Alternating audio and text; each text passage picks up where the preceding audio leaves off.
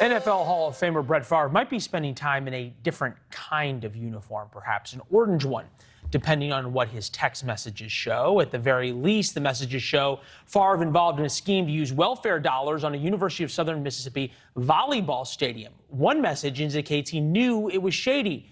If you were to pay me, is there any way the media can find out where it came from and how much, he asked. Pro tip. When you are worried about publicity surrounding payments, it might be a good time to talk to your lawyer. Adam Ganucheau is editor-in-chief of Mississippi Today, the publication who's been leading the reporting on this case. Is it clear there are people who really did wrong things in this, Adam? Yeah, for sure. So dating back to early 2020, 6 people were indicted on state charges, including bribery, embezzlement, fraud, defrauding the government, related to this exact scandal. So since then, a lot of reporting, investigative reporting that my colleague Anna Wolf has done and shown, including the text messages you're seeing now, were obtained by her. And we keep learning more and more about people who may have been involved. Not among those 6 people who have been charged and have, some of those have pleaded guilty, others are awaiting trial, but not included among them is either Brett Favre or former Governor Phil Bryant, both of whom are figures of these recent texts. Yeah, former Governor Phil Bryant, Brett Favre, and others worked together to channel at least $5 million from the state's welfare funds to build a new volleyball stadium at the University of Southern Mississippi, where Favre's daughter play. Favre received most of the credit for raising funds to construct the facility. At the very least, it just seems horrific. Did Favre and the governor know these were welfare funds? That's the question. So let's be clear what we're talking about when we say welfare funds. Welfare funds, these are federal monies that flow to Mississippi.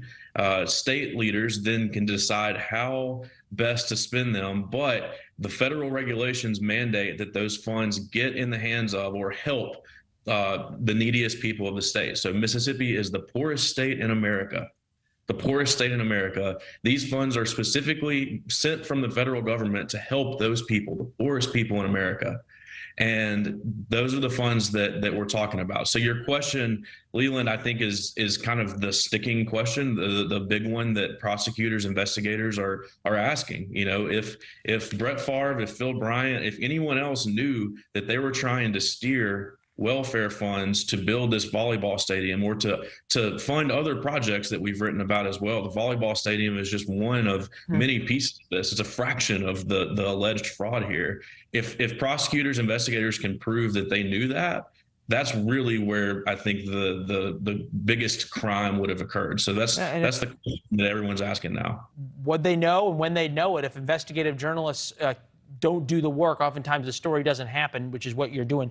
I got to ask you real quick, because what's happening in Jackson, Mississippi right now is a national disgrace. The water system there has fallen apart. 150,000 people without safe water under a boil water notice since late July as they hand out water. Is it possible, not to draw a direct line, but sort of this idea of rampant mismanagement of money and trying to help the neediest among us from this scandal to the water crisis? Easily. There is a long-standing tradition in Mississippi of leaders at every level neglecting poor people. So Jackson's rate of poverty is the highest among similarly sized U.S. cities of any in the country. You know, this is what we're seeing is government leaders at every level. I mean, that's local, state, and federal, failing its residents, failing to take care of people who need it the most. The water crisis, you know, that we're all living with, you know, come to Jackson, stand in the middle of downtown Jackson and point your finger straight in one direction, and there's going to be someone to blame for the water crisis. That's just how it is. But Adam, I got to run. We could talk all day about this because of the great reporting you do at Mississippi Today. It's a not-for-profit.